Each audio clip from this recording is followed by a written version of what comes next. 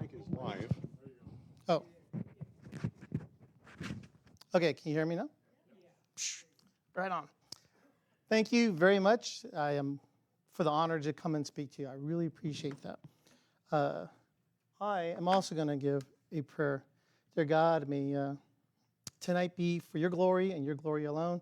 And if there's something here that someone can take that they can actually respond to somebody and open their minds, please, I just ask for, whatever has been here presented that, they can use. In your name, amen. All right, so I'm going to go over apologetics. Oops. Okay, so this is how it's defined, right? Christian apologetics is an essential interdisciplinary, which means it has more than one area, science, history, like that, field of study that has as a goal to defense of the great truth of the Christian faith. I apologize that I have a little bit of a sore throat. Apologetics is assigned the task of vindicating the Christian system of truth in all the essential dogmas. Growing up, dogmas were bad. I'm telling you, the dogma literally is the essential doctrines to Christianity. You defend these against the attacks of false philosophy and science. Now, why is the dogma so critical? As essential doctrines, thank you. If you do not hold them, or you modify it, you change it, or you don't have it, believe it or not, you're not Christian at that point. That's how essential the dogmas are. So I never call it dogma, I call them essential doctrines. So you can have 3 levels of essential doctrines, right? Essential, which is defined, this is what we are. The secondary one is going to be like a church or congregation. If you are a Seventh-day Adventist, it's because you go there because your church believes you worship on the Sabbath, which is Saturday. The third or tertiary level is things that you can have a disagreement in the church and you should be able to hold harmony. The problem is if you move third-level doctrines into second-level doctrines, you're going to have a problem. So, for example, I'm not going to try to offend anybody in their position, right? So there are 4 ways that a Christian can look at creation. Old earth, young earth, progressive, or theistic evolution. Those are the 4 ways. And you know what? None of us were there. Everybody can have an opinion, but that is not the hill to die on. Neither is pre-tribulation rapture, mid-rapture, post-rapture, post-tribulation, or all millennials. That is not a salvation issue. If the rapture is going to happen, we're all going. If it's not, you endure until the time of the second coming.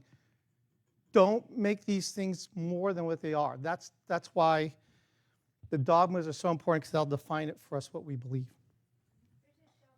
Oh, thank you. Okay. Apologetics is not faith. It's not, right?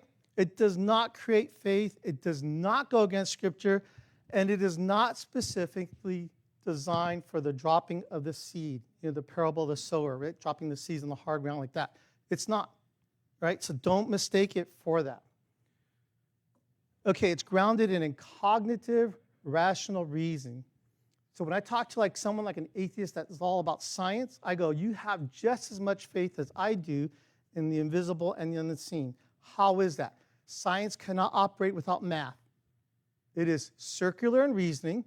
It takes math to prove math. It is not material. Science requires logic. It is circular in reasoning. It's not material, but it requires logic to prove logic. Science sees order, right? And also, it's unseen. This is my whole point here, right? Okay, so it's addressed to specific audiences. So, for example, if I have this person who's arguing from an intelligent position, giving me reasons, is different than how I would try to argue it for this person who's going strictly off emotions. It's a target specific. So if someone does not have a problem with the existence of God, that is not the defense I should make at that point. Do you see what I'm saying?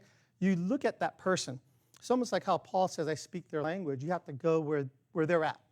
Okay, it's very limited, meaning it literally is about an intellectual position. So it's limited in that regard because it's not for faith, right?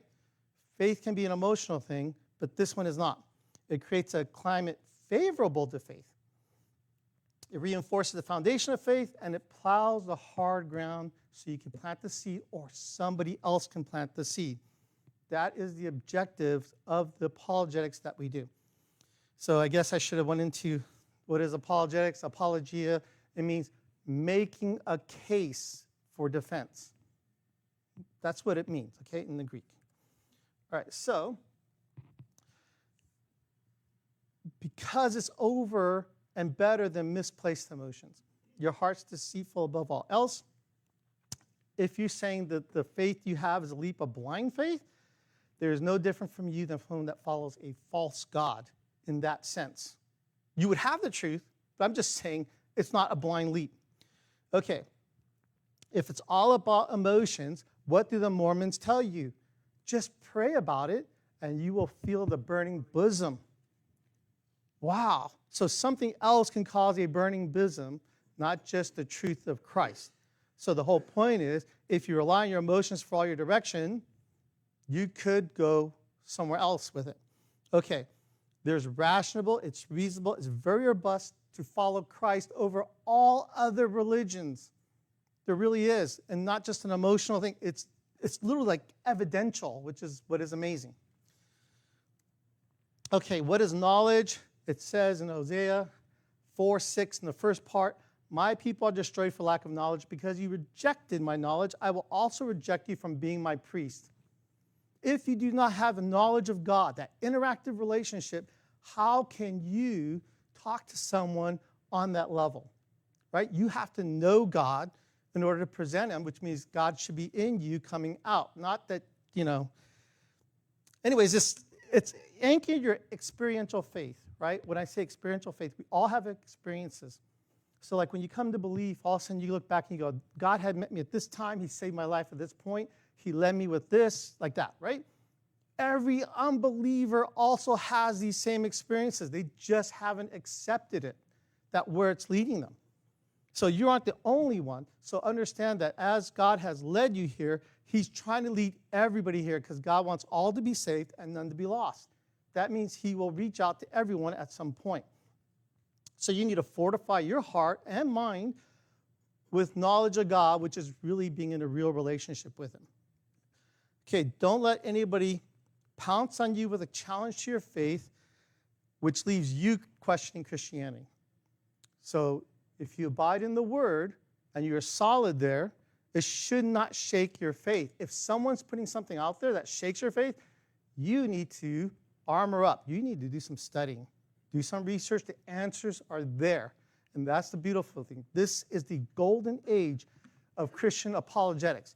So much so that all the actual critical scholars have changed their positions a lot. To the point where, why do they not believe when they're kind of saying the same things we are, right, on the evidence? So that's what I'm telling you. Don't reject the knowledge. Embrace it and go stronger. The heart cannot exalt in what the mind rejects. That's Stephen C. Myers. If you have something here that you're not agreeing with our faith, I'm telling you, you are not agreeing with it here. That's the thing, right? Okay, we are at war.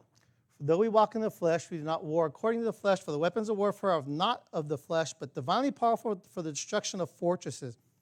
We are destroying speculations and every lofty thing raised up against the knowledge of God, and we are taking every thought captive to the obedience of Christ.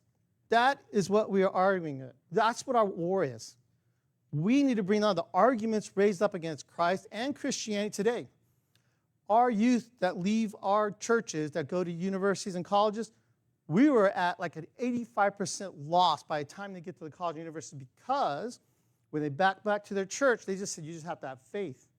They don't even know what that is because they look at the hypocrisy of all those people around them. So they're not sure what is faith, but their professor is going, yeah, because that's fake. And here's the reasons. That's the thing. That's the key. If you give them the reasons and the understanding, it reverses. We only lose about 15%. So that's very key. We're at war, and how do we fight this war? Against speculations and lofty ideas. This is a spiritual war. Don't mistake that. Okay, the battles are fought in the minds. are to win the war for the hearts.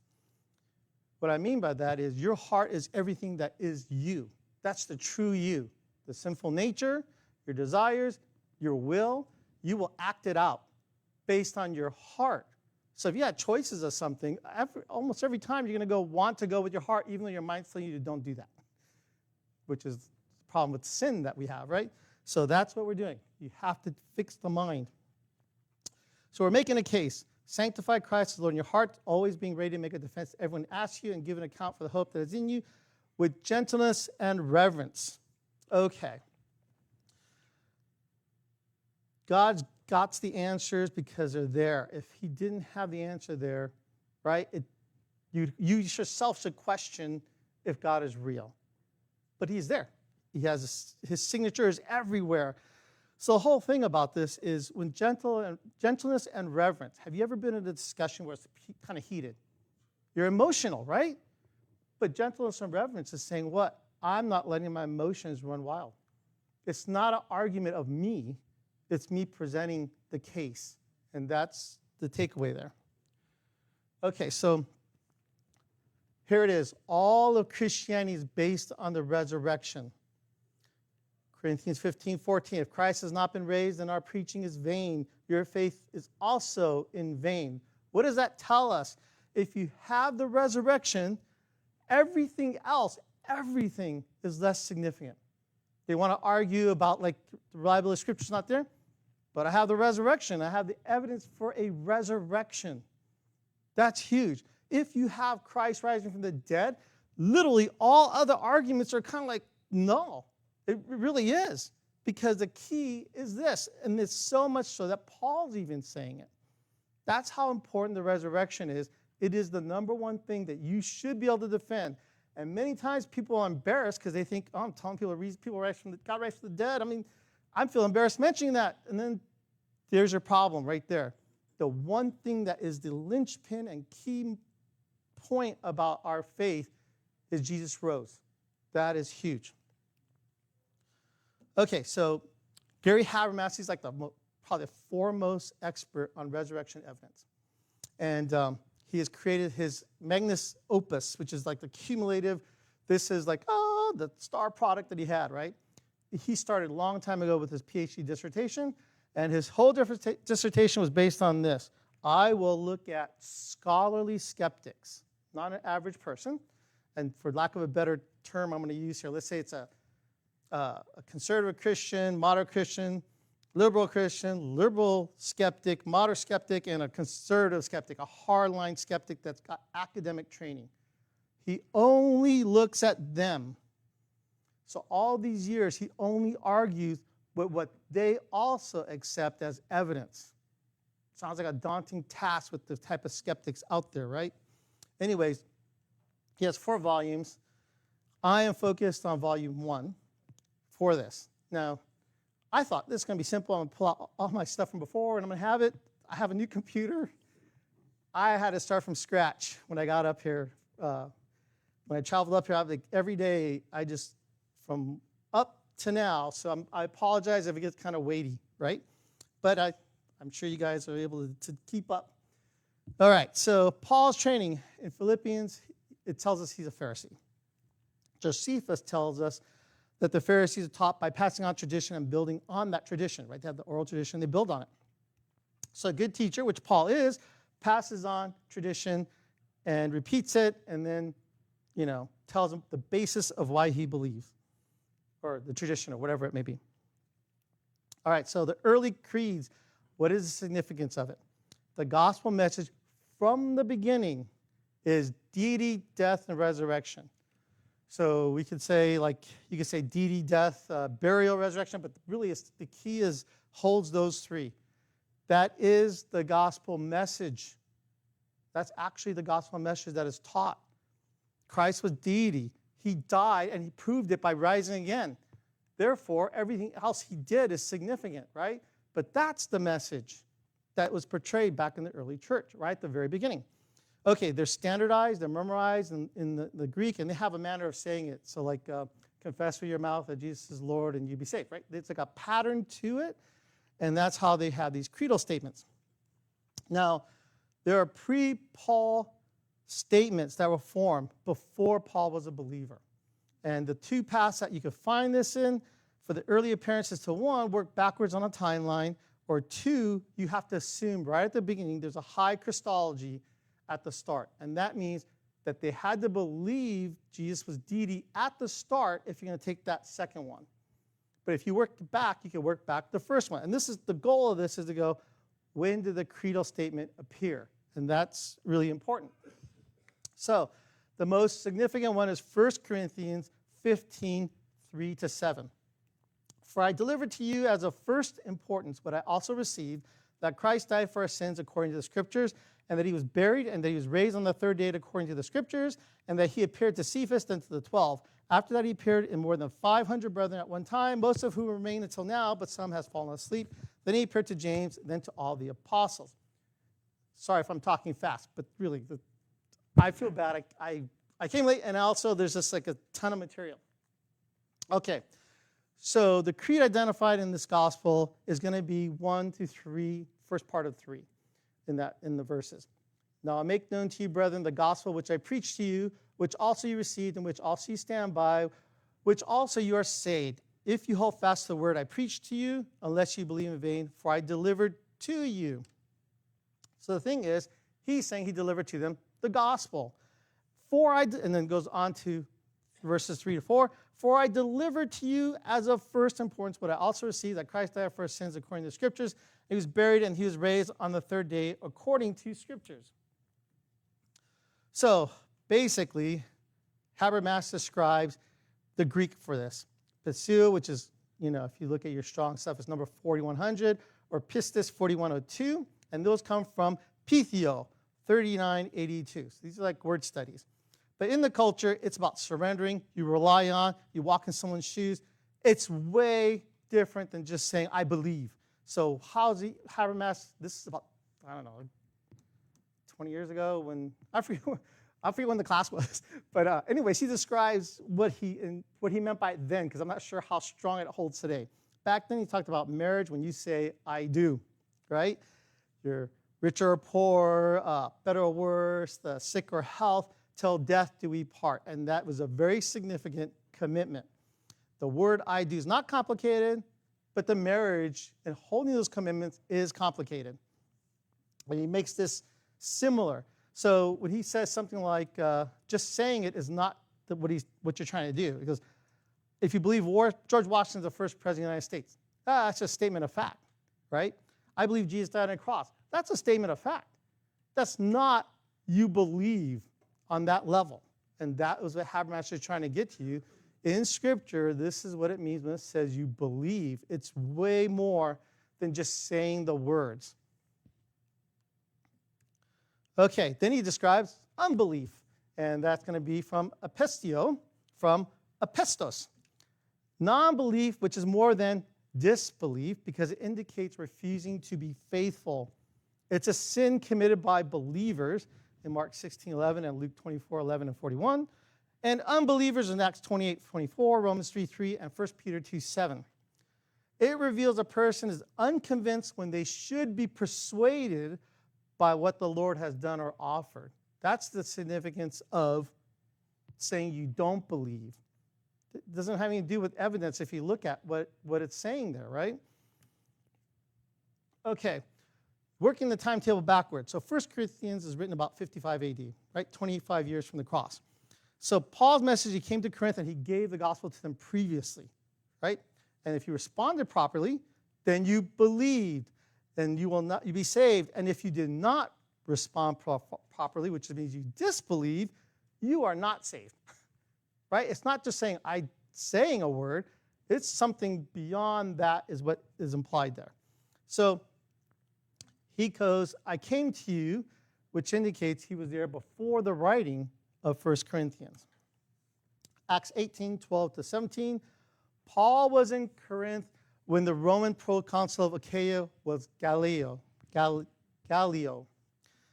Okay, so that means he's there at 51 to 52 AD.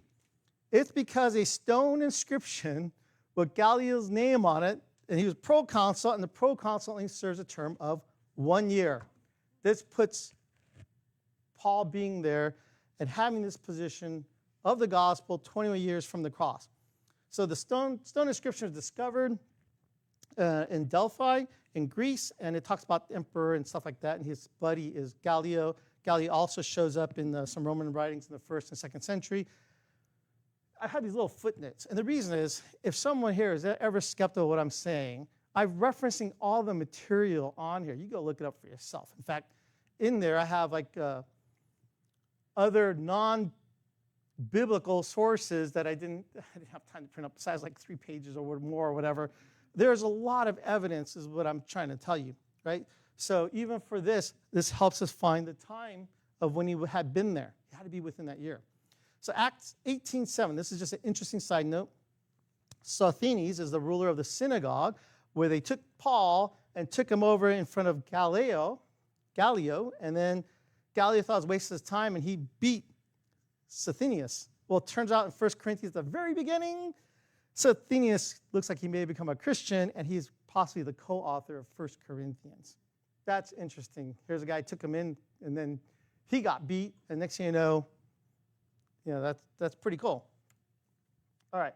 So going back to the timeline, it goes, Paul converts to Christianity 1 to 3 years after the cross. That's what they estimated at. Paul says he spent 3 years consulting with the Lord in Galatians, and then he goes to Jerusalem, and he goes 15 days with Peter and James. And then he preaches the gospel to the Gentiles. So that time places the gospel must have been verified to Paul in the 15 days, right? So Galatians 2 and verse 2, actually the second part, Paul verifies the gospels that he has been preaching. And this is just to bring us closer to when he gets this information. So in Galatians 2:9, James, Peter, and John, they give him the right hand of fellowship, right? And sorry for any misspellings. He goes off and they go to the Gentiles, and then the big three stay with the Jews to spread the gospel to them. So the theme of the book of Galatians is summed up by Habermas as this. This is the gospel. Don't screw it up. Don't make it bigger. Don't make it less. Just get it right. That's it. And that's what he says the theme of Galatians is. Don't embellish. Don't take away. Just preach it. And what was the time frame? What did these people discuss all the time? Death, deity, death, and resurrection. Key is key. So 1 Corinthians 15:11, whether then it was I or they, so we preached and so you believed. He's saying they have the same gospel message, right? So the big four, they all preach the same thing, which goes all the way back to the cross. Because even though Paul may not have had it right away, the others have already been preaching it, right? That's how you go, whoa, that time frame now pushes us all the way back to the cross. So C.S. Lewis' argument that Jesus was a liar, lunatic, or a Lord, right, is also used by Josh McDowell. But then the critics added a new one called legend. So, Jesus was made up. It's a legend that people just added on to. These Christians made this up. Okay. Now, because we have all this evidence, we know that it's impossible to create a legend in the time frame, right? It's impossible, right? So the Jews were a monotheistic culture, but the Jewish Christians worship Jesus as God. That is key, right? There's no time to create the legend. That happened right there at the beginning. So in the New Testament, the language keeps going. I saw, and I am willing to die for it. So you have to account for where this type of language that was used by all the Christians in the beginning, how do you account for that type of language? All right, so there's a high Christology, which means they believe Jesus is deity. So Romans 10:9, that if you confess with your mouth as Lord and believe in your heart that God raised from the dead, you shall be saved. Now, the interesting part is Lord there in this Romans 10:9. In Greek is Kyrios, which is often used to translate the Hebrew word for Yahweh. And what they do is they go by the consonants and the sound, and this is what they end up with. So what you have is Jesus being called Yahweh. In Philippians 2:6-8, Paul reports the creed, form of God, form of servant. There's more in that verse, but that's what we're focusing on. Because the word in Greek is morphe. And the more accurate translation of morphe would be essence. How do we understand that? Because we looked at what Plato defined it as, right? It's an eternal, transcendent prototype, which is a pattern for each sort of earthly thing or reality. And Aristotle said it only exists within its essence when he talks about form. We hear it now today because in our Christianese, we hear about, there's only one essence for the Godhead, and they all share it. But it's in the writing, and that's very important. Okay, Romans 1, 3 to 4. He shows himself to be Lord, Son of God, and Messiah by virtue of his resurrection. That is the evidential proof that Jesus had given for his statements and what he's trying to tell people. So in the beginning of Jewish Shema prayer, and it's going to contrast that to the creedal statements in 1 Corinthians 8:6. The Shema prayer begins with, "Hear, O Israel, the Lord our God, the Lord is one." But then in 1 Corinthians 8:6, "Yet for us there is but one God, the Father, from whom all things, and we exist for him, and one Lord, which is Yahweh, Jesus Christ, by whom all things, and we exist through him." There is a direct pattern here. Remember, Paul's a Jew. He's a Pharisee. He understands what he's writing. This implication means what? Early on, they believed he was deity. It's not something made up later. Many creeds, right, where they get these different creeds, and here you got the materials, that's what's key. Because people are saying, well, no, he only got it at some point or this and that. So now you would have to have the investigation on it. So for Habermas, the laws of nature, and this is where we're going to go into discussing miracles. When you discuss a miracle with this actual skeptic, it is not about, is it a real miracle, right? That's not what they're looking at because they don't believe in miracles. But we're going to look at this. The laws of nature actually do nothing. May a law of nature, as probably more often the case, be visualized as some sort of barrier, which is like the Great Wall of China, keeps both barbarian marauders and miracles from invading its territory. The laws of nature are generally viewed by scholars today as statistical generalizations that state or describe what usually occurs in the course of nature under this or that condition. But as is widely known, no matter how high the probability that water does not turn into wine, there also at least is a slight statistical possibility that it could indeed happen immediately. So he quotes Schaeff's and explains, even the greatest impossibility cannot rule out the possibility that this is going to happen, right? Because we're talking about, these are high thinkers, right? So what is he saying? It doesn't matter how improbable it is, there's always a statistical possibility. So Judge Ware used to always have this comment when someone goes, what is reasonable doubt? He goes, take a nickel, you flip it, you will call heads or tails. That's reasonable. But you don't call is the edge. And is it possible to land on the edge? Has it happened to people? Yes, it has, right? So that's what this whole thing is saying. Even if they're going, hey, people don't come back from the dead, but is there some possibility it can happen? They're going to have to give it. There's some possibility of it, right? Because we don't know everything. So that's the point he's making. And C.S. Lewis wrote this. I use the miracle to mean an interference with nature by supernatural power. And in his footnote, C.S. Lewis puts, this definition is not which would be given by many theologians. I am adopting it not because I think it is an improvement upon theirs, but precisely because, being crude and popular, it enables most easily to treat those questions which the common reader probably has in mind when he takes up a book on miracles. So when you try to define miracles with all these high thinkers, it doesn't really happen. Like if you're trying to explain to a miracle, they're going to come up with all these different things and parameters. I don't know what it is with people that think on that level. It's just like you can never get to something, bless you. But the definition that Habermas uses to address scholars of this concept of miracles, a miracle is a dynamic, specialized event that nature is incapable of producing on its own, that temporarily supersedes or appears to supersede the normally observed, known pattern of nature.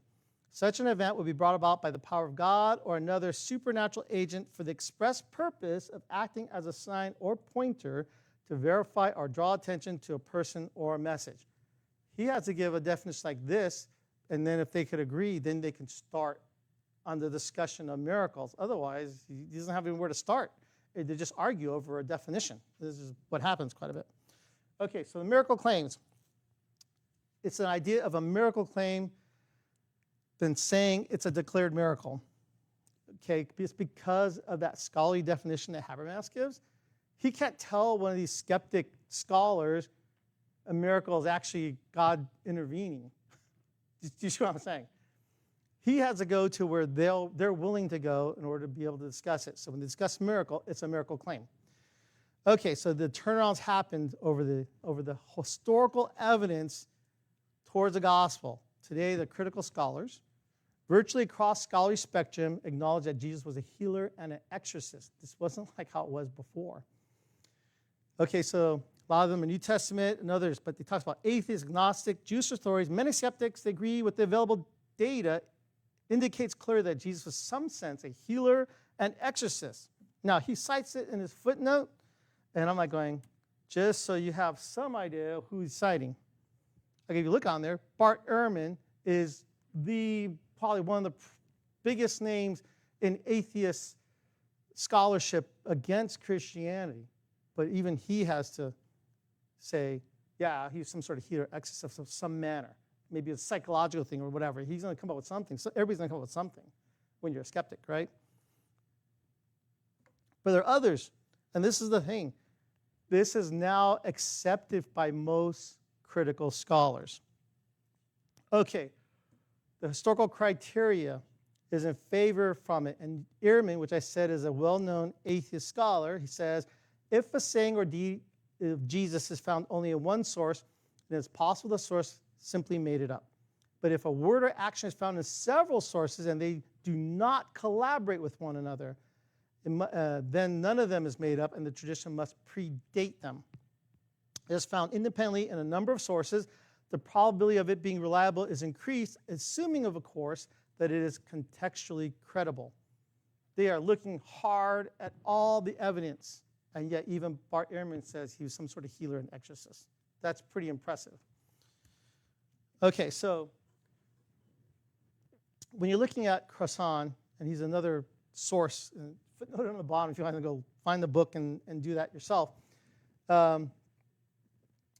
He contested strongly by what appears to be a majority of scholars with differences in dating, mostly to about a half dozen or so sources or source fragments that the scholars often placed in the 2nd century or later. So basically, even though Crossan is placing it in 50 or 60 AD, I'm telling you right up front, there are going to be people that argue about the dating that he uses on some of these things. But even with the criticisms, right, the miracle reports regarding Jesus and the chronological format of time of when it appears and stuff, as well as his counts of multiple independently attested sources with a total source count of individual citations regarding Jesus' life tightly gathered and tallied at 25 pages. That's what the events that he's looking at. And he's going, there's 25 pages. So you want to pick a few that's not going to meet the timeline. But dude, there is a lot of data. And that is the one thing that you will never be told at your universities. There's data. And you analyze the data, you're going to come up to certain conclusions. So Jesus' opponents and enemy attestation. That is actually considered one of the multifaceted points that you look at to see if it's credible or not. So Borg, another guy, right? He has 3 reasons for designating him as healer exorcist. And one of the reasons is his opponents and critics in the Gospels. And I'm going to have to break here and say the synoptic Gospels are Matthew, Mark, and Luke because they happen in the same time frame. John comes later. So that's when you see synoptic. That's what it kind of means. Anyways, the adversaries observe it when it happens, and they don't have any good explanation, right? They call him blasphemous, or Satan's helping him, or he Beelzebub, or something like that. So you have the verses there, and that's their only defense to say he can't be of God. We are followers of the true God, right? But so he has opponents. And he goes beyond that. He entertains the possibility that Jesus may have actually performed real exorcism of evil spirits.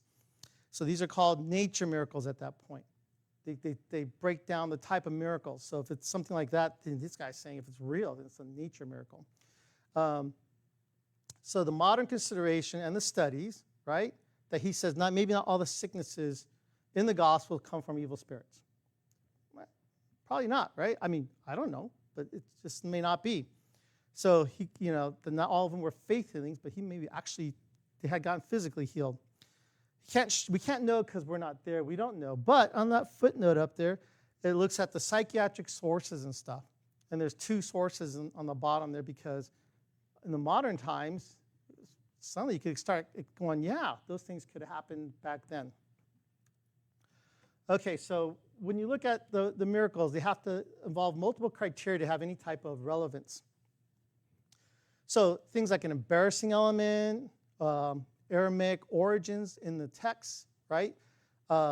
Dissimilarities, and one of them is going to be the healing of blind Bartimaeus in Mark 10:46-52, and the parallels, meaning it's in other Gospels. This gives a clear negation of the historical part of it, and it must predate the Gospel of Mark itself. And specific names for non-disciples are very rare, and Bartimaeus is Aramaic.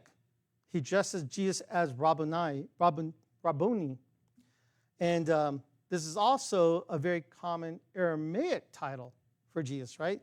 So Bartimaeus addresses Jesus as the son of David. And this is not a pre-Christian Jewish title for the Messiah.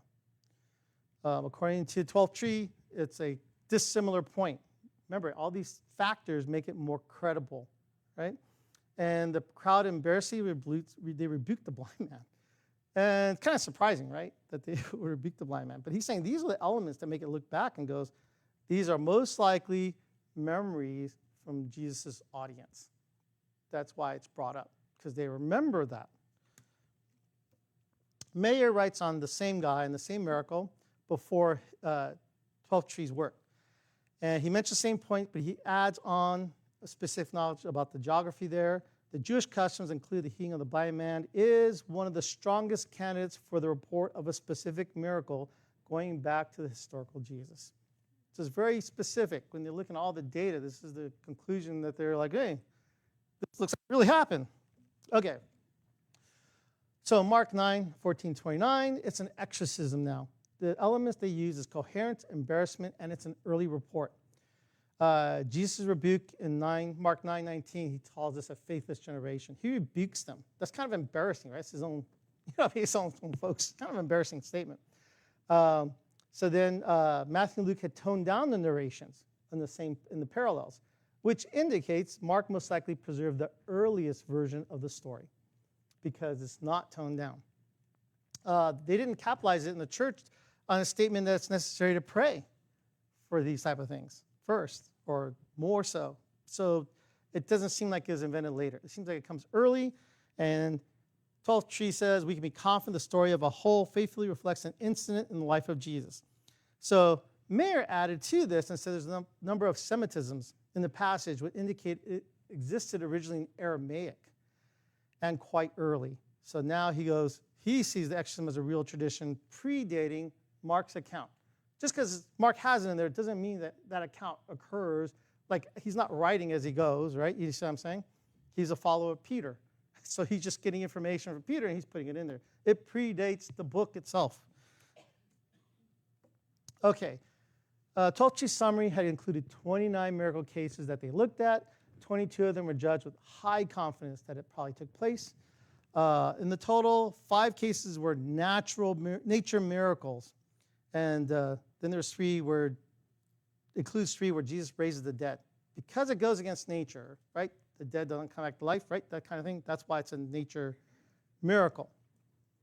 So 12th tree states, we have found no good evidence that any of the miracle stories are legendary or have their origins outside the Christian tradition.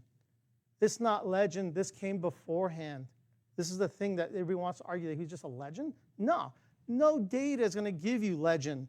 If someone throws legend at you going, well, what data do you have that shows legend other than your speculation? See, this is where but you got to word it differently, right? And that's where I would tell you, entreat you to go look at Kolkel's a way to discuss things with people to get in there and talk to them instead of just like boom, pounding on them. Okay, so this leaves 7 miracles accounted on the data. It doesn't mean that 7 miracles didn't happen, but they just don't have that type of confidence in it. of its historical data to prove that it did happen. Does that make sense? It doesn't mean it didn't happen. It's just that the skeptics aren't going to take those 7. They're not going to accept the 7. Okay, so 12th Tree concludes that some of these events were genuine miracles where God would necessarily have to intervene in order that they would happen. And Mayer argues that historical analysis can't determine whether true miraculous events actually occurred. Can you tell who is the hard skeptic? It's Mayer. And yet we've gone over stuff that says, Mayer says, what? This data is good, right? So you should have some confidence there, but he just refuses to go, I can't accept there to be a true miracle where supernaturally something can happen. Okay, so contemporary confirmation claims. So Habermas references double-blind studies on the effects of prayer. I have put the studies up there so you can look at it. And then if you go, do miracles happen today? On the bottom is miracles today. So you can look at actual accounts today that nobody can actually explain other than there's a supernatural quality. So in the healings of the double-blind study, they're double-blind. The people don't know if they're being prayed for or not, yet there are results from prayer, right? And then the miracles, they just go over a bunch of miracles. It's pretty impressive. So yeah, don't think that God isn't active. He is. The question is whether or not you are, right? That's really how we should look at it. God is active in answering our prayer. And let's see. Okay, so Habermas has what he calls minimal facts. So this is a criteria he gives, and the criteria is evidence data on events established usually by multiple critically ascertained independent lines of historical argumentation. Cannot just be one source for him to count this as a minimal historical fact. The data must be acknowledged as a historical event by a vast majority of published contemporary scholars with relevant fields of study, regardless of religious or philosophical persuasion. He's going to go with the guys that are hardline. It's not like someone just gives you an opinion.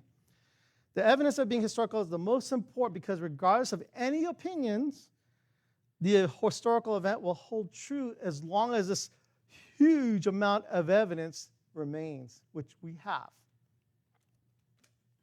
Okay, so list of facts. He lists 2 facts. The longer list he calls the known historical facts, and a shorter list he calls minimal historical facts. The minimal historical facts are taken from the longer list of known historical facts. Okay, the longer list is conceded by scholars as factual to what it's used for. But the minimal has a strength in the minimal because it has a majority consensus for those facts.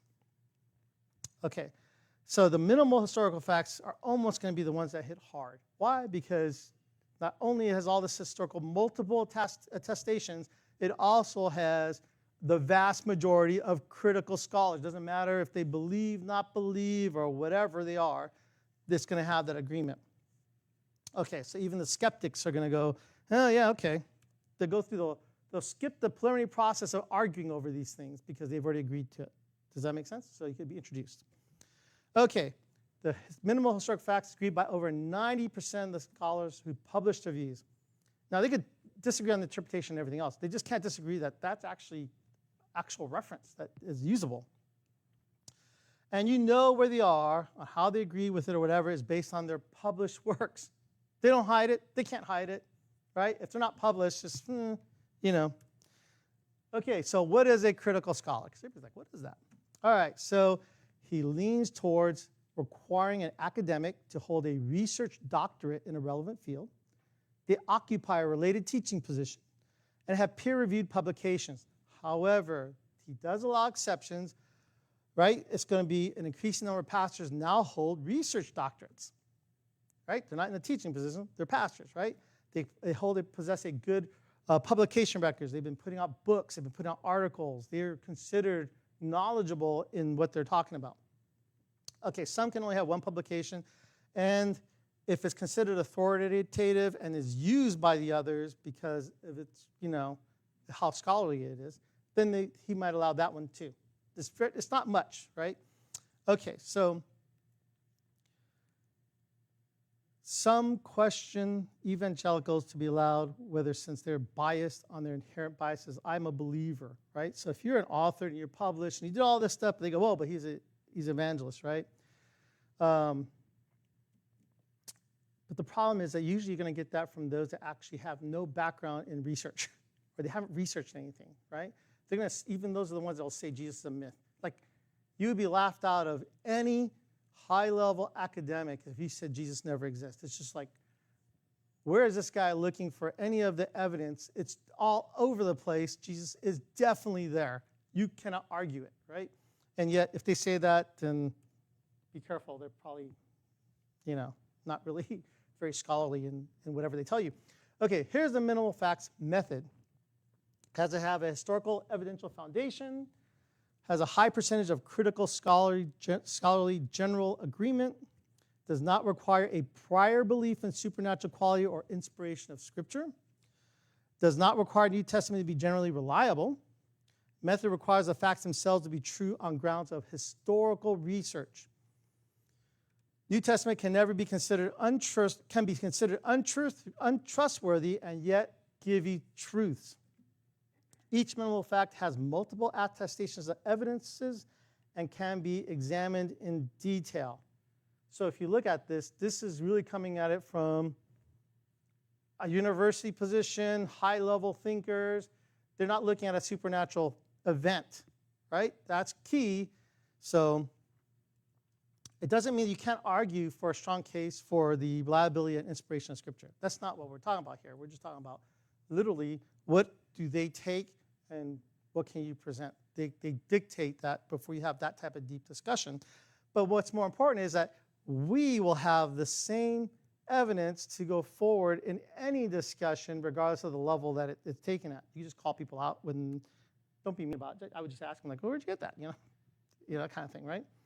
Okay, contemporary skeptical scholars almost unanimously recognize 7 of Paul's epistles as genuine without doubt. They really love Paul. They're not so good about letting other things in. You could cite any of these things in these epistles, and they will go, okay, that's legitimate historical documentation, right? All right, so contemporary skeptical scholars accept which ones? These are the epistles they'll accept. Romans, 1 Corinthians, 2 Corinthians, Galatians, Philippians, 1 Thessalonians, and Philemon. But Philemon's not much use for here in trying to defend the resurrection, all right? Doesn't mean that's not useful or something, but I'm just saying, if you're talking about, what do you rely on, this is what you rely on. Why? Because anybody can pull data to go, that's verifiable, right? That's strong. Okay, so the critic, G.A. Wells, does not believe Jesus ever lived, but will grant these 7 epistles authoritative writing, including Colossians. He doesn't think Jesus lived. He's one of the mythicists, right? So the problem is when he goes up for discussion, everybody got all this data. So how far does he get? But Paul's really the writer of these epistles, right? He wanted to, I guess he was at the position where the legend thing was getting strong, and he probably wrote on that. And, it's like the internet, right? When you write it, you publish a book, you can't take it back. You can correct it, but, tough. All right, so the minimal facts is to be able to argue wherever possible on more limited grounds for the purpose of establishing an exceptionally firm factual argument as well as changing a broader spectrum of thinkers. It's a bottom-up approach. I will give you facts and details to draw a conclusion, and that's from the bottom up. The top-down is different, and it's going to go that you have these assumptions already made, and then you try to bring it down that way. And it's okay, but when you're talking about real skeptics, you're going to have a problem with that because they're going to always bog down on details. So that's what you do is you hit details right away, and you have to go from there. It leaves more room for skepticism, right? So let's see. It could be argued that Suetonius narrates more miraculous events in the 12 Caesars that he wrote than Tacitus does in his writings. So if you're going to go, oh, well, let's see, the New Testament says all this. He goes, well, look, Suetonius is telling us there's miracle events that have nothing to do with your God, right? So it's hard to go from top down. If you're automatically going supernatural down and you meet that kind of skeptic, you need to change up. So, which you can. Okay, so normal historical facts. These are 12 of them, and these are the first 6. Jesus died due to effects of Roman crucifixion. Jesus was buried, most likely in a private tomb. Afterwards, the disciples were discouraged, bereaved, and despondent, having their previous hope challenged. The tomb in which Jesus was probably buried was discovered to be empty very soon after his interment. The disciples report experiences that they thought were actually appearances of the risen Jesus. The teaching and proclamation of Jesus' resurrection and subsequent appearances took place very early after the disciples' experiences. The other facts. These experiences accounted for the disciples' lives becoming thoroughly transformed, even to the point of being willing to die for their belief. The disciples' report, preaching, and teaching of these resurrection experiences took place in the city of Jerusalem, where Jesus was crucified and buried shortly before. The gospel message centered on the message of death and resurrection of Jesus Christ. The gathering of the Christian community began at approximately the same time, fixing the first day of the week as a frequent time of worship. And these last 2, James, a brother of Jesus and a skeptic and at least an unbeliever before his conversion, most likely believed and became a follower after he also believed that he saw the risen Jesus. And then, just a few years later, Saul of Tarsus, which is Paul, becomes a Christian believer due to an experience that he also concluded was an appearance of the risen Jesus to him. Those are 12 facts that pretty much the historical basis is pretty grounded, right? So you could pull any of these 12 facts in whatever you have to discuss. But however, the minimal facts, now these are the ones that even the critical guys are going to agree to that this is real evidence and factual. Jesus died due to the effects of Roman crucifixion. The disciples afterwards report experiences that they thought were actually appearances of the risen Jesus. Remember, these are 6 taken out of the 12. These experiences accounted for the disciples' lives becoming roughly transformed, even to the point of being willing to die for their belief. The proclamation of Jesus' resurrection and appearances took place very early, soon after the experiences themselves. And then 5 and 6, and then a plus 1. Going to be back to James, right? Coming to conversion. Paul coming to conversion. And the plus 1, though it meets the historical criteria, at the time, there are too many people arguing about an empty tomb. So it didn't meet the overwhelming critics saying, yeah, we believe there's an empty tomb. So that's why it's a plus 1. But because it has so much historical evidence, that's why it's a plus 1. Okay, so minimal fact for 1, Jesus' death. These are the 7 of 12 reasons that are there. Now, believe me, there's a lot of material in this stuff. I could list these things, but man, it kind of gets long. So I just ended up just listing the things that were kind of spoke to me, right? Multiple independent attested historical reports, both Christian and non-Christian, that he died. Earliest teaching formalized the pre-Pauline creedal tradition. That's before Paul and his writings. Eyewitness testimony, principle of dissimilarity, at least 3 examples of embarrassment, 4 types of enemy attestations, multiple forms, or narratives, epistles, parables, apocalyptic events cohere or fit with the historical context, the medical research of death on the crucifixion. Several ancient sources indicate post-mortem piercings from spears, axes, swords were a common Roman procedure. People think that it's not, but it is. Actually, they tended to go up there and make sure you're dead. So Strauss critique, and no record exists of anyone escaping death from a full-term crucifixion. If the Shroud of Turin turns out to be authentic, the burial garment of a crucified victim, and the best arguments favor that man being Jesus, then it is relevant fact that Jesus had died, right? And right now, there's more and more coming out on that shroud because it's allowed to be re-examined, and you know what? I think that's the shroud. I really do. Oops. Sorry. I forgot. I missed that one for you guys. All right. Okay, so the minimal fact 2 is the disciples' experiences. And this is going to be the most vital creedal passage. It's 1 Corinthians 15, 3-7. It's the earliest, it's most authoritative, it's detailed. It lists the Christ's resurrection appearances in a single tense, and it's emphasized as of first importance. That's how strong that Paul said, you need to know this, right? So 1 Corinthians 15:8, Paul gives his own eyewitness testimony. He says, I also, even though I am the last, right, untimely born, he appeared to me. And it is stressed. This creed is exceptionally early, super, super early. That makes big thing when you're having a discussion, you trying to prove the position, right? 1 Corinthians 15, 3-7 originates in the eyewitness apostolic environment in Jerusalem. The apostles are there, right? It's a huge mountain to overcome for everyone that says what? They want to dismiss the resurrection of Jesus because they're in that environment. And the information we have in the data is just a lot. So Paul describes nature as visit in using the Greek word hysterosai. It's the multiple critical word studies of the first aorist infinitive of hysteroso and the noun histor, which is our root for history, right? Indicate that Paul went to Jerusalem to investigate or inquire of Peter and James, which is, make sure we're on the same thing, which is Jesus' brother. He wanted to obtain knowledge or information. So when it says that I went up to Jerusalem to see Peter, or I went up to Jerusalem, whatever, he's actually saying, according to the Greek, he went up there to check it out. He didn't just go to get acquainted like I seen in the NASB. He wanted to go and find out why, right?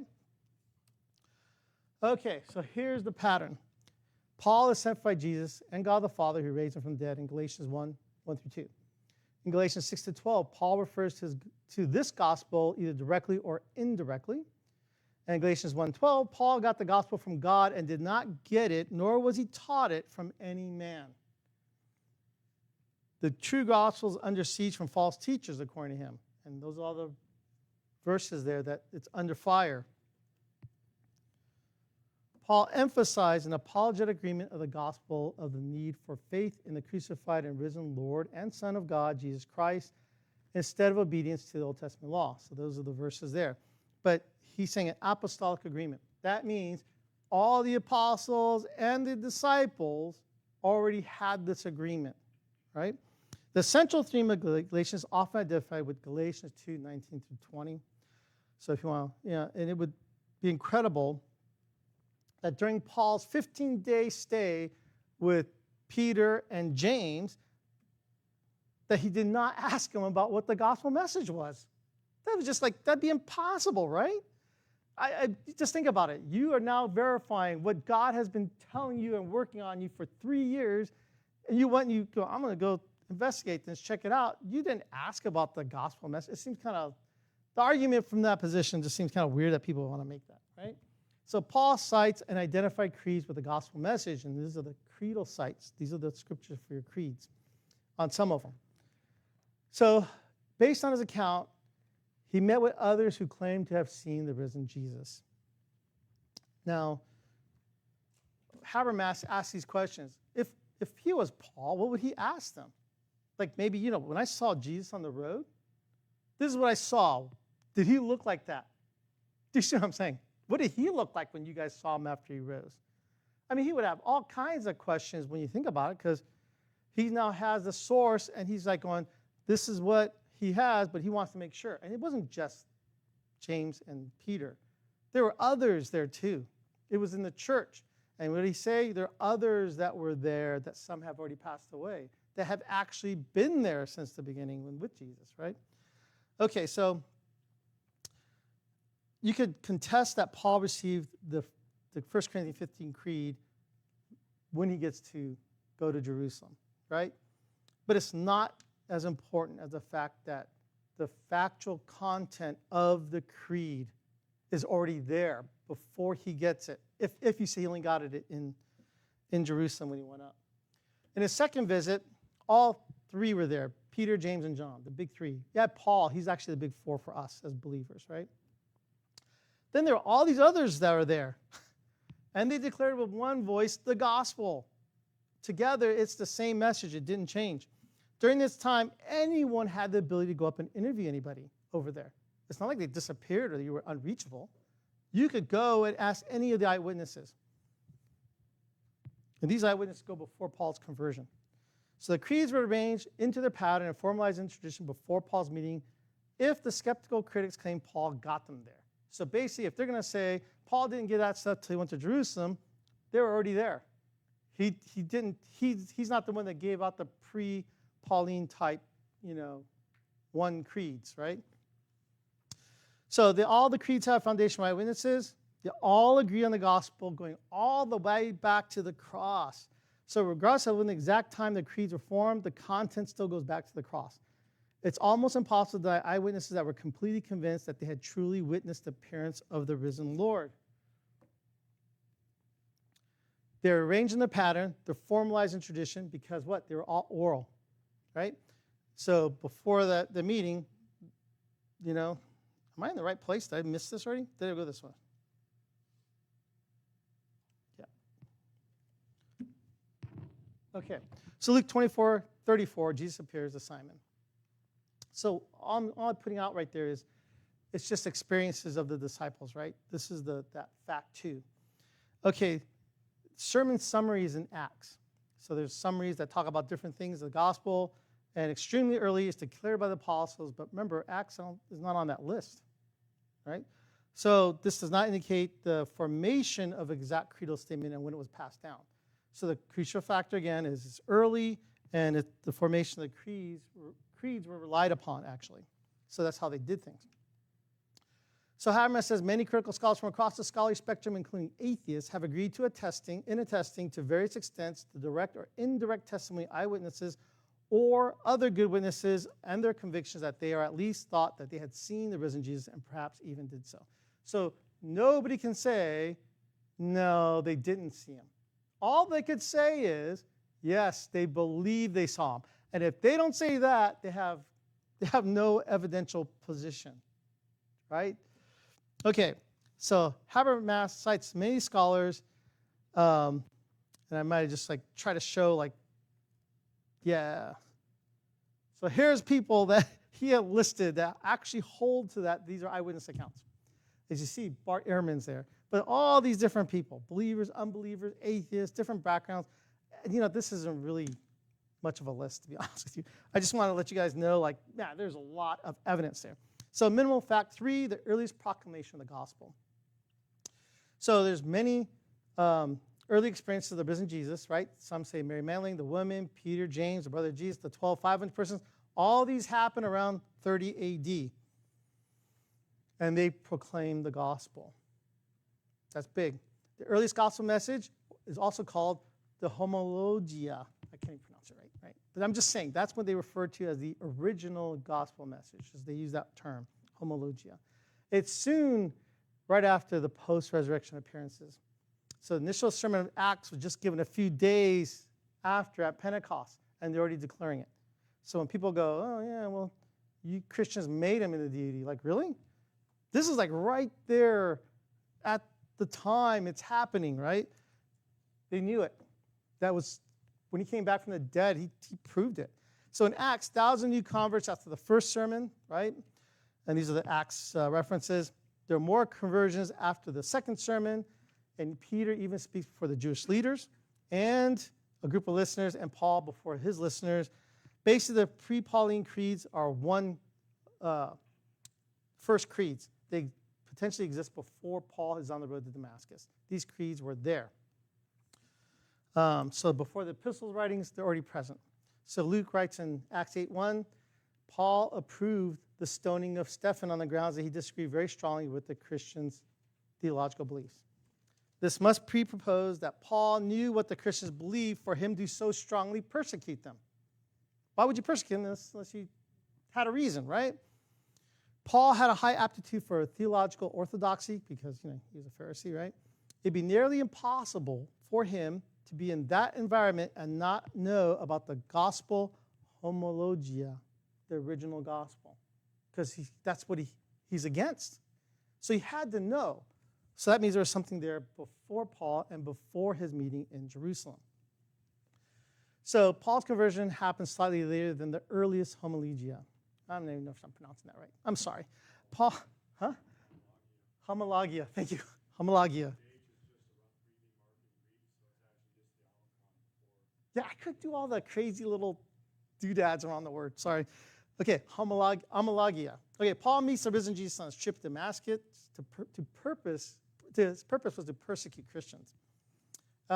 This also in Acts, and the appearance happens 3 years before meeting Peter and James, right? Because he goes in on his own. He goes to Arabia. Okay, regarded by almost all scholars as very early, and Paul as eyewitness. Paul's initial trip to Jerusalem may be where he gets some formalized creeds. But if that's the case, they're a match to what he received and understood to be the original homologia at the time. Okay, so these 5 layers happen within 6 years of the cross. There's nothing in historical data for any other early religions that give you that much detail, gives you that much evidence. So in 6 years, even when I would say 6 years, but I'm just saying that the original gospel message is present. And that's what we need to look at when we're defending the resurrection. Paul's later trip had all the big 3 up there with him, right? They did not attempt to adjust Paul's message at all. So Galatians 2, first part of verse 6. His second trip ended with the pillars offering him and Barnabas the right hand of fellowship. They only would extend that to brothers of the faith and never to a heretic. So if he had preached anything different or taught anything different, they would have rejected him. So that means he's had it right the whole time, all the way back to the beginning when God literally revealed it to him. Both visits by Paul convinced him that he had the central gospel homologia message. He had what he was taught. Pre-Pauline creeds, 2 creeds, they originally most likely spread between Paul's conversion and when they were written. So they happened to be there at that time, not necessarily that there's enough evidence to say it came before. Does that what I'm saying? So there's here's the first one before Paul, and these probably came in sometime after that. Church is still growing, right? And they're still teaching. So they're probably traditions that come in around the 30s, late 30s and early 40s, right? So Christ's resurrection is around 30. And, there's variations, but, just it's easier to say 30 for the sake of understanding time. So the creeds were concise in nature. They summarized theology, and the content were people who were illiterate. And they were good tools for teaching the doctrine to new believers, and these are the ones that come in at this time period, the second creeds, the 2 creeds. Because normally the creeds began as oral, right? And you're teaching it orally because a lot of people can read. And that's what we're looking at. But it's more precise by the time. It gets better. They're more able to summarize it. The 2 creeds most likely were spread between Paul's version when they're written. Nope, I'm not there. Okay, so here's some examples of what they consider 2 creeds, right? Those are the verses that they would say had come after the pre-Pauline period, meaning most likely is where Paul has already converted and these creeds had come out. So that's where those are. Examples that are not part of recognized Pauline epistles, meaning the skeptic scholars don't accept certain epistles, right? So these are the ones here, like Ephesians, Colossians, Timothy, where they don't accept those epistles, but they also have creedal statements in them.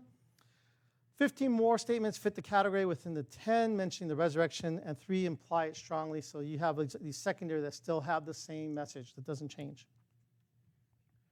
Okay, the earliest proclamation is the very heart of what these believers wanted to communicate the most. And the traditions, it's just how they pass it on. Early epistles, minus the creeds, still proclaim the same message. You take out the creeds, you will have the same message still. And there it is, right? Those verses there. It's the same message, right? Overall, what is it? Deity, death, resurrection. That's the message.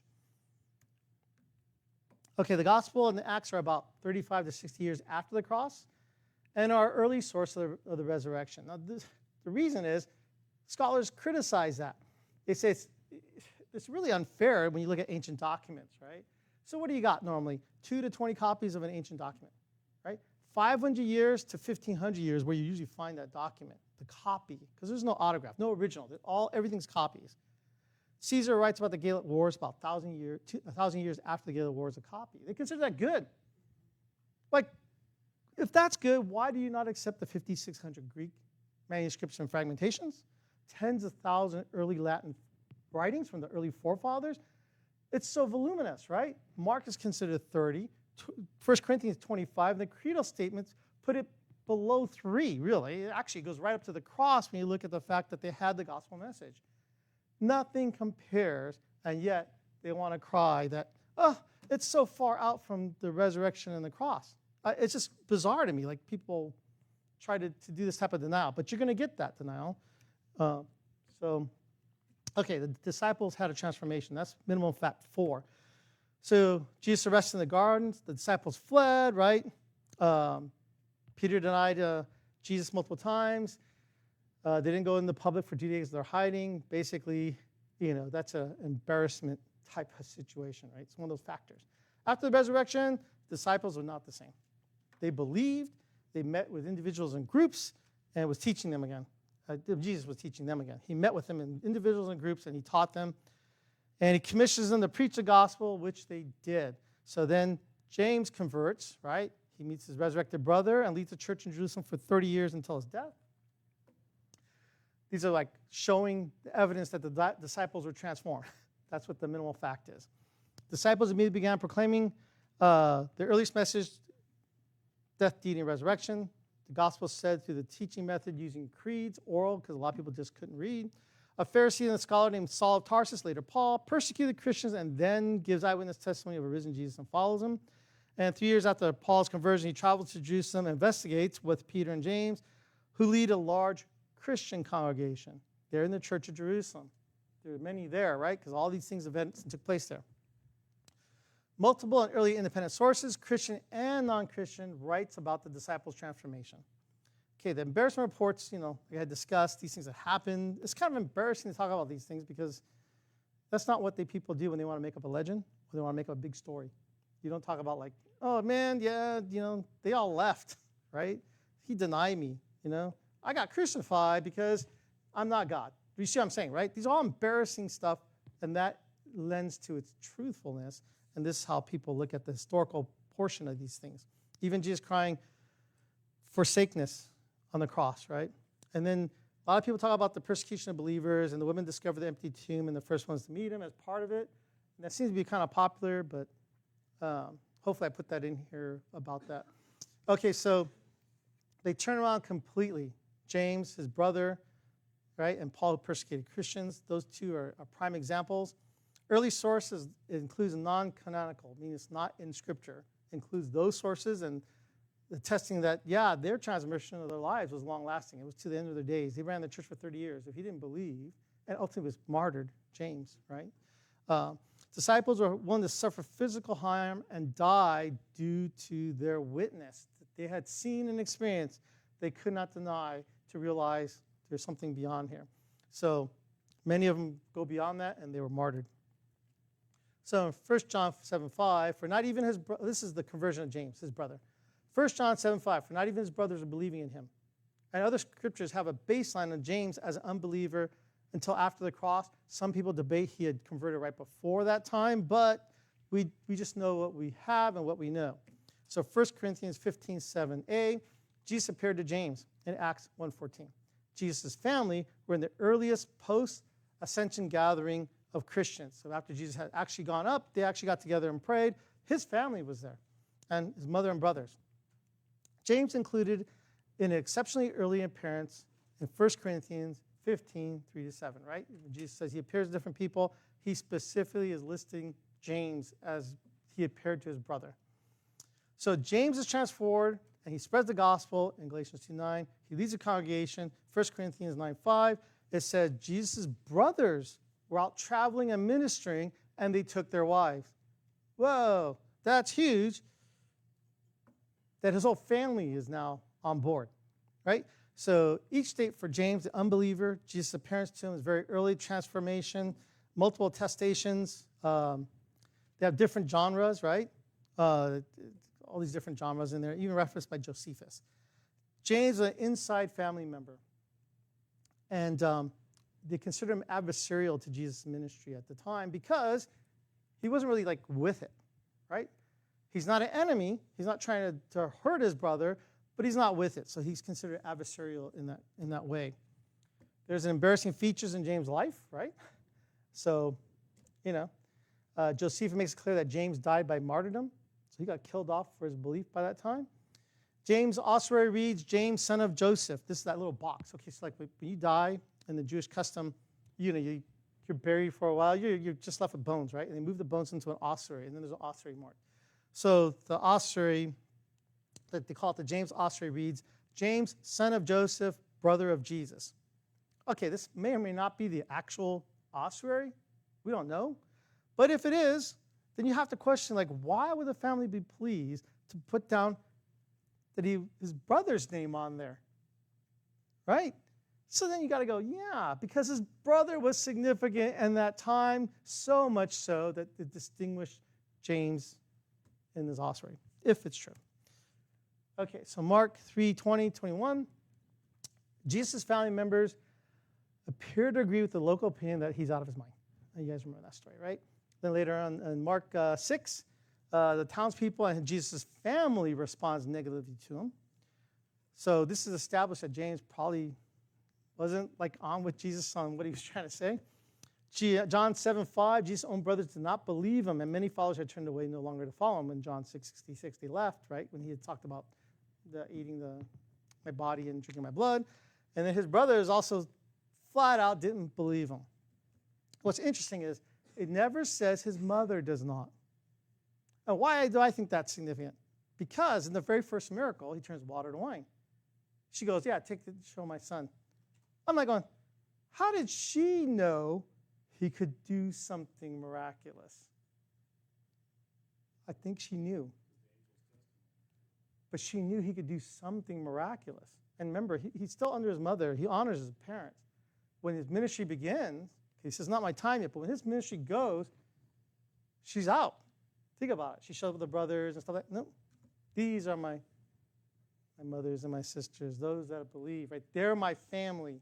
And that's significant. Anyways, sorry, didn't mean to sidetrack. Okay, so John 19, Jesus commits his mother to John. And the thought that Jesus left her to care to a believer might have meant that at the time, James and his brothers did not believe, possibly.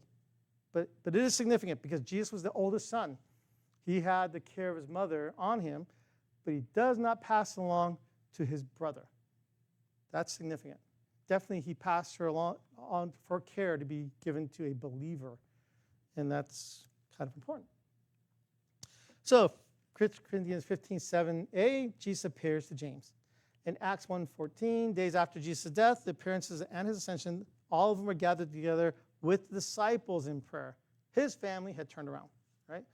A few years later in Galatians, James was in the early Christian leadership in Jerusalem and passed down the final verdict on crucial theological discussion, where Paul and Peter and others were present, meaning what?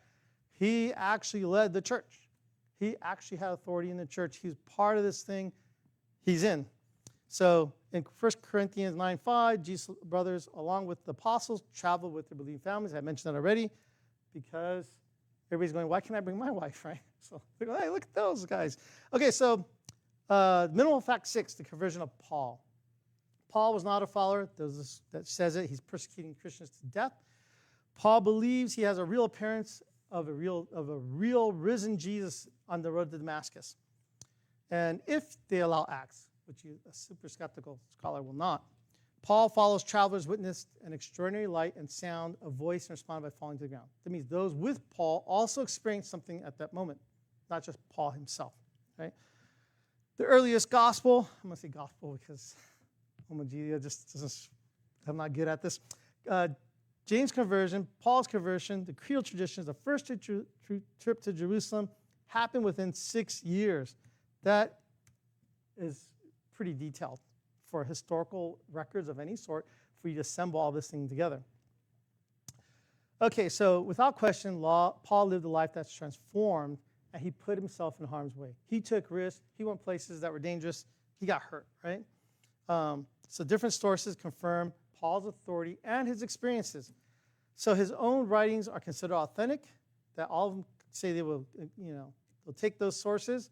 Others that want to include Acts will be Clemente, Ignatius, Polycarp, and others. They actually look at the whole thing. Paul's embarrassing testimony participating in the death of Christians. That is embarrassing that he has to admit, I went after him, I was out to get him. And remember, one of the criteria for a true historical thing is if they list something embarrassing, right? Because normally they don't. Normally historical stuff, they try to make themselves look better. But that's not here. And he admits that. Paul is an enemy to Christ. That's an enemy attestation. He is an enemy, and you can make the comparison to when he's not. that makes a big difference to show a conversion that actually had taken place. He was so more willing to risk his life that he died a martyr due to his missionary work. And this was related to us by Clement and Polycarp. Paul, as well as a well-educated Pharisee, has evidence from his writings when he converted from Judaism. So think about how serious that would be, that he had to be so convinced by what he knows that he would leave Judaism. So that's huge. And then there's the plus one of the empty tomb. Okay, so there is now a trend showing, and overall the scholars now support belief that the tomb was empty, which these things are changing around. A lot of things have changed because the evidence is so strong, and you have like hardline atheist skeptics that everybody looks to as their hero, like Bart Ehrman, giving on, like, no, these things had to be true. Like he even talks about people that say Jesus never existed. He goes, you're just an idiot. And it's kind of like those words that he kind of uses. Okay, so the canonical Gospels, right, the ones in our Bible, say the first witness to the empty tomb was women. And they were the first ones to see him, right? And they say, oh, women's testimonies didn't work. But there's challenges to this because there are special circumstances. So, for example, when they tried to determine someone's virginity, another woman, they needed to rely on that woman's testimony. And there are other special cases where it happened rarely, but women were able to give testimony. So this was a counter to what us Christians had said. They found other resources and documents to counter that women were not allowed to testify. Does that make sense? Remember, you have this whole thing that's there, and we do have the other side, so they are present. Okay, so the tomb's empty. Anyone in Jerusalem could have went over to the tomb and said, oh, no, it's not empty. It's right here. It's still sealed up, right? But nobody does that. Not one. So it's a multiply tested claim that the tomb was empty. A lot of people said the tomb was empty. It just did. The early creed tradition in 1 Corinthians 15-4 implies an empty tomb, right? He rose from the dead. The tomb's empty. Acts, in these verses here, there's Acts 2 and Acts 13. And this is part of the early sermon summaries. And they predate the book in which it appears. They predate Acts, right? Because by the time Rack writes about it, it's already happened. And Dale Allison writes that at least in Acts chapter 13, he says it incorporates and almost universally recognized a pre-Pauline formula. He's saying this is super early, and that the evidence shows that, right? Based on how it's written in the Greek and all that. Okay, prominent recent research of a contemporary scholar links the data that indicates Mark used an earlier source that predates his gospel, meaning he didn't get it from another apostle or something like that. You know, they talk about Mark, M is Matthew, L is Luke, Q is other source of info, but it's talking about like this had to come super early. And he says that this is a pre-Markan narrative. So he's saying like there's things in there that goes early, right? Okay, so N.T. Wright in the Resurrection of the Son of God, and the pages, only because I got tired of looking up all the actual references. Okay, so he summarized by Habermas. Habermas summarized from page 32 to 479 what N.T. Wright is writing in this little line here. It goes, when Paul speaks of resurrection, it is to be assumed in either the pagan or the Jewish world that this referred to the body being raised to new life, leaving an empty tomb behind. They go into all the Hebrew stuff and then the Greek and then translating it over, and the study says, the tomb's empty, right? I mean, that's basically what he's come down to. According to the reports in Matthew, Justin Martyr and Tertullian, the Jewish leaders assert the disciples stole the body. Basically, they are admitting the tomb is empty. That's what you get out of that, right? And the names of obscure women, Salome in Mark 16:1, Joanna in Luke 24:10. There's a male disciple that you don't know a lot about, is Cleopas. And he has another unnamed disciple. And those two are in Luke 24:13 and 32. Why is that impressive? Because there's an unnamed disciple there. This matches an eyewitness testimony. Because everybody goes, now who was that guy? Right? Or who was that girl? It doesn't even give you a gender. And but they're writing an eyewitness statement. That's why it's significant. But why would you, like, out of this miraculous moment, not list the people if you're there to make it up? That's not what's happening. So Sunday becomes the day of worship for Christians instead of Saturday. That is significance because they're all Jewish.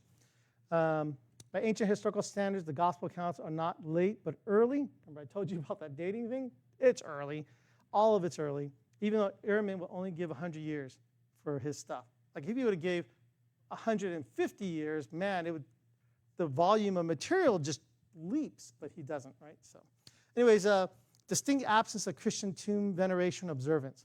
So Bayside was very popular in its time that people will go to someone's tomb, right? So even with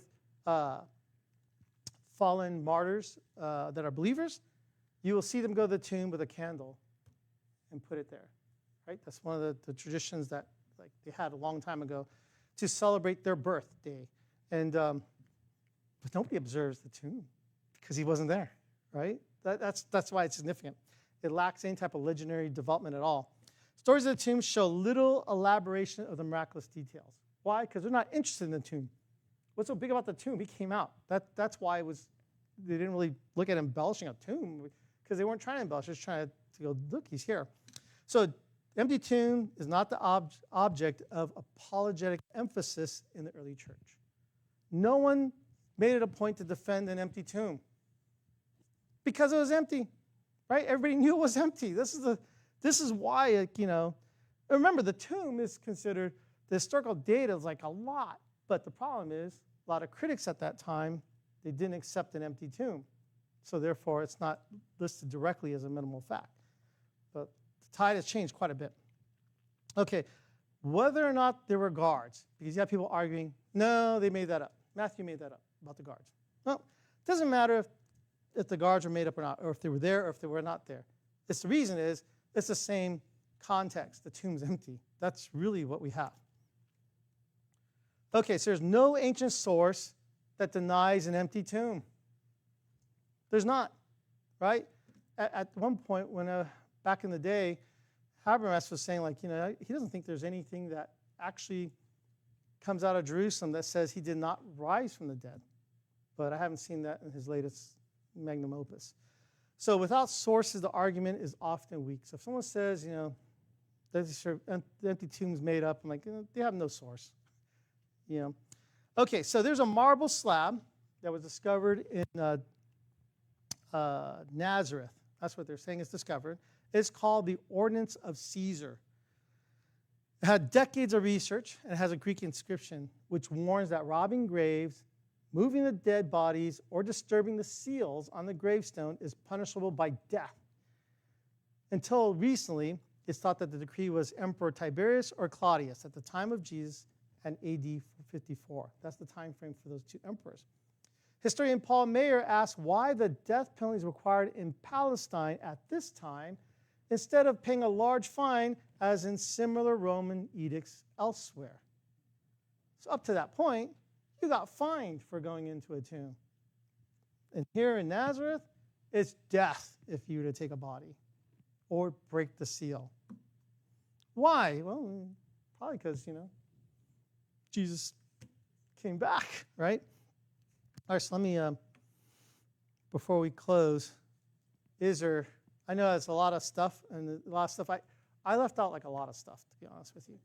Like the evidence of death and is evidence of existence, and there's so much there. But the whole point, and I brought something that